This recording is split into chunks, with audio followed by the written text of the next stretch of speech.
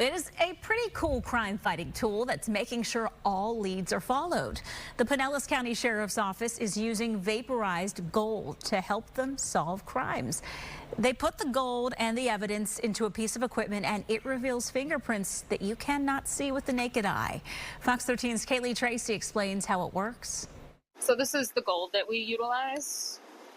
The Pinellas County Sheriff's Office uses that small piece of gold in this machine called a vacuum metal deposition chamber, VMD for short, to help them reveal fingerprints on evidence. We place metal, different kinds of metals, it could be gold, silver, copper, into boats, heat them up thermally until they turn into a gas, if you will, and they adhere to the background of the evidence that we either magnet or suspend with different wires and fishing wire, that kind of thing. So all of those metals travel upward, and then we finish out with zinc because it helps with contrast for the background.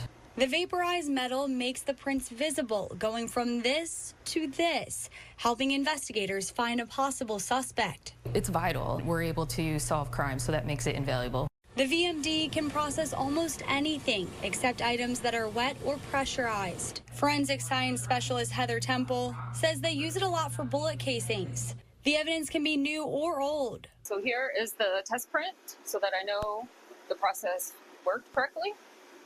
So on my test print, I know that there's a print there because I put it there myself. So I use that as my guide as processing, so that if there are no prints on evidence, that's because they weren't there to begin with. The Pinellas County Sheriff's Office got its first vacuum metal deposition chamber in 2000. Then this one replaced it in 2016, but its size had limitations. So the agency used a grant from the National Institute of Justice to get this walk-in freezer-sized VMD this year. Specialist Temple says only 9% of sheriff's offices in Florida have the technology. Having that at my fingertips is definitely something that not many people can say that they have. Kailey Tracy, Fox 13 News.